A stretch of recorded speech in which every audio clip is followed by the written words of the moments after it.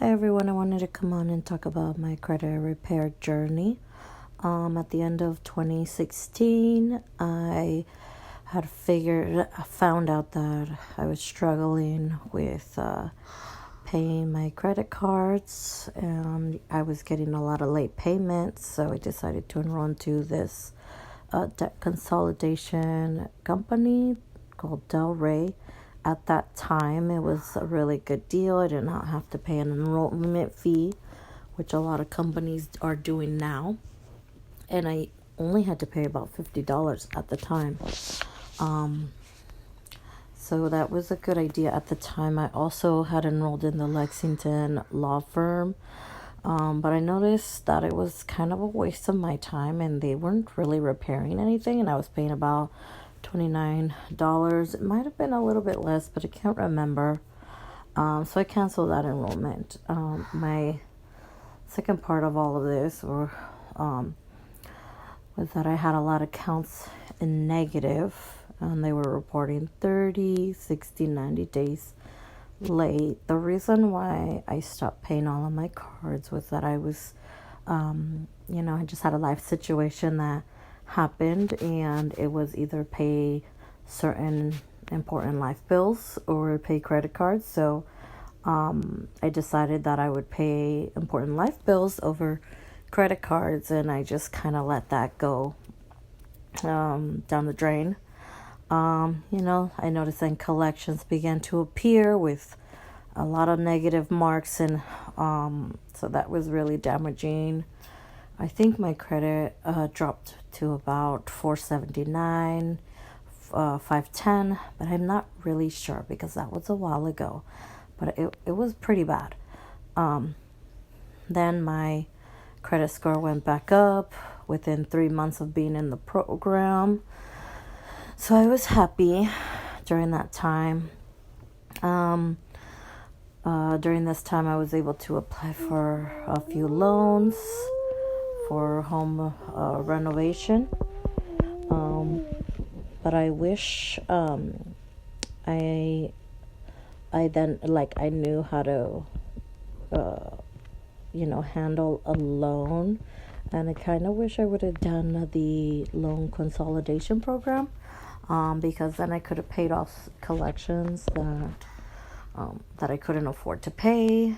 But as all of you know, there are life situations where you either decide to pay certain things over other important life bills. So that happened. And then I also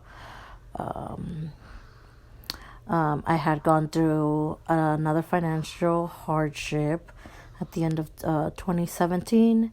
Had to cancel my debt consolidation program. I wasn't happy about that, but I had to do that, and I had to revoke my loan payments because I wasn't able to afford it again in that time. So my score dropped again, and more collections began to show on my credit report, and I continued to struggle with credit for a really long time. I ended up signing up for the free credit monitoring through Credit Karma, Experian, Credit Sesame. I really don't like Credit Sesame. It's not very accurate. They don't really give you many options. Credit Sesame recommended the Lexington law firm, so I was not happy with that. And LendingTree was one of the programs that apps that I also downloaded. So I like LendingTree, but they're also not very accurate. And so I would just check my credit score. I also signed up for the credit lock through TransUnion and Equifax. I really liked those because there was one time where I noticed that something was run on my credit report that I did not approve. And so now that I have the credit lock, I don't have to worry about that. I never found out who ran my credit, but I did not like it. It said something about a screener, so I'm not sure. I finally got tired of just having bad credit. I rolled into another credit repair program. I also got a few quotes before I enrolled. And the best option at the time was the National Debt Relief. I was a little over 20,000 in debt. This is a mixture of credit cards, loans, and regular collections. I now even have medical collections, so I'm working on getting those removed. That time I started the process for enrollment, and again, life got in the way and I couldn't start my program. So I kind of finally gave up and didn't really do anything with that. You get the annoying phone calls from collectors.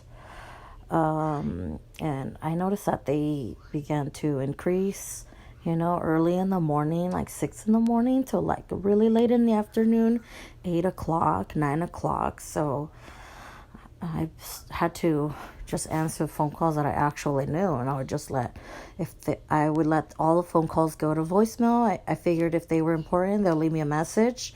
A lot of the times they would never leave a message, so I knew they were debt collectors. Also, another thing that I noticed, debt collectors disguise themselves.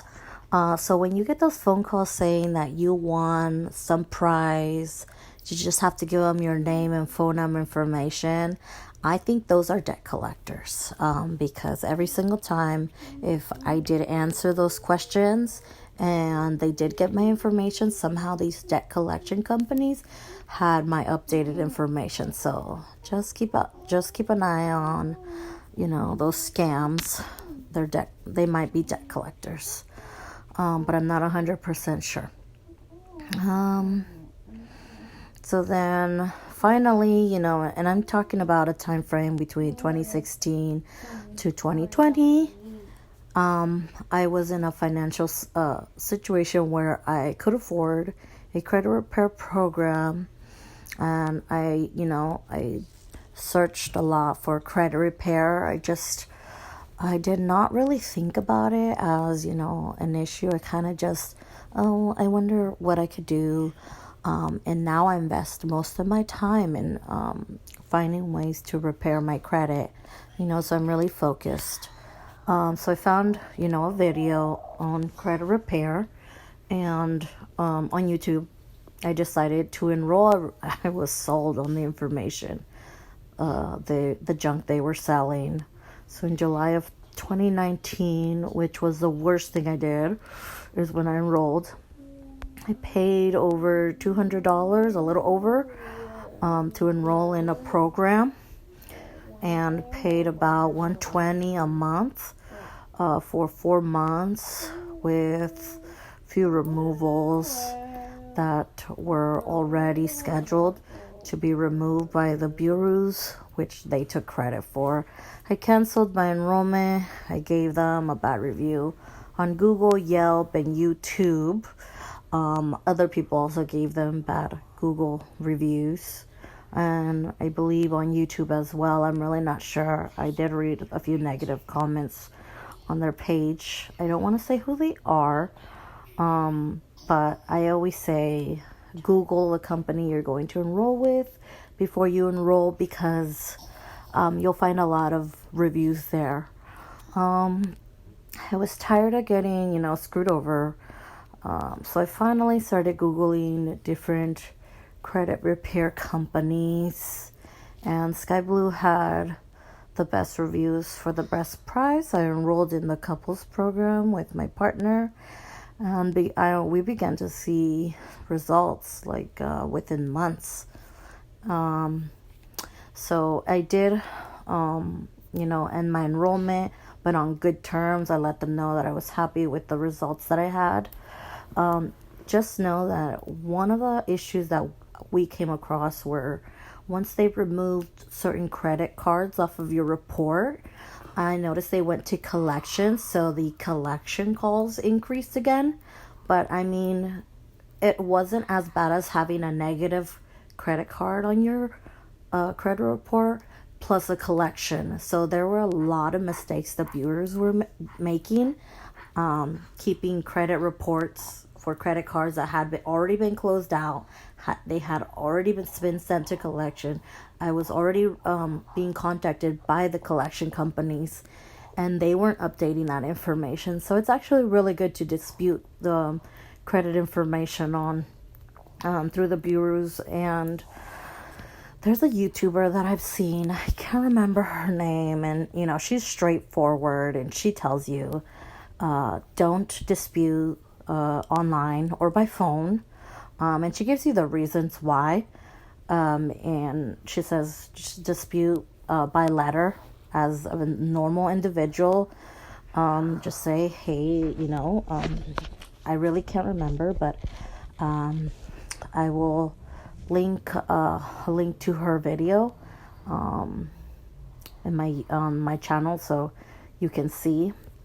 So yeah, but I really like the information she gives out there. And so then that happened. Then I began to receive credit card offers, which was nice.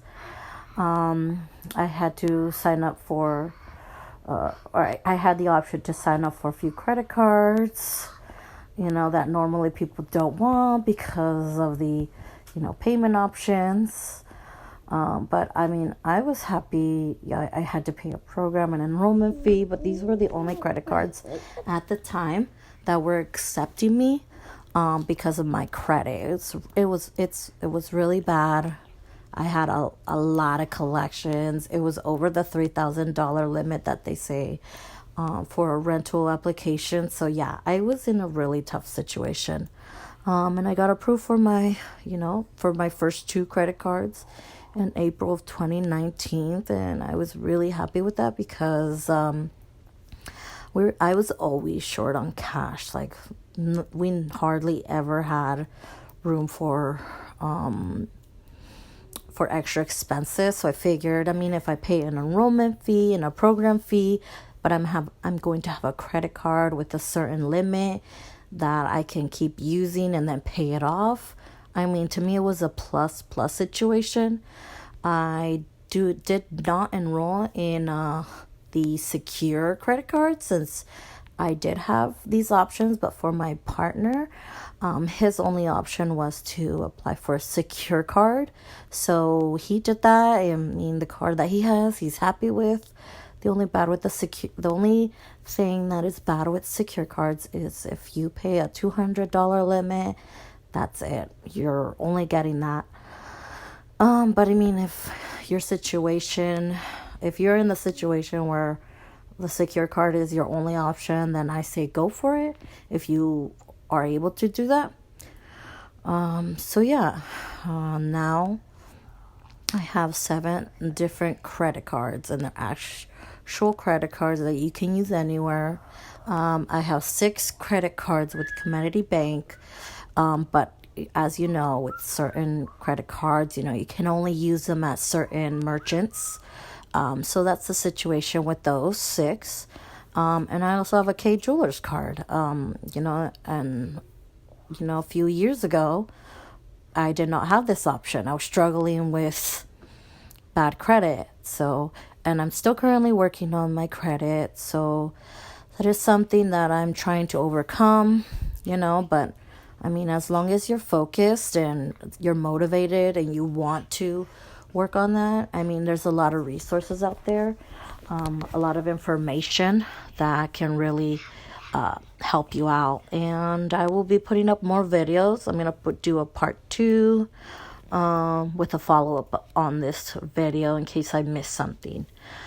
So leave me questions, comments, and I'll try to answer everything as best as I can. Well, thanks for watching.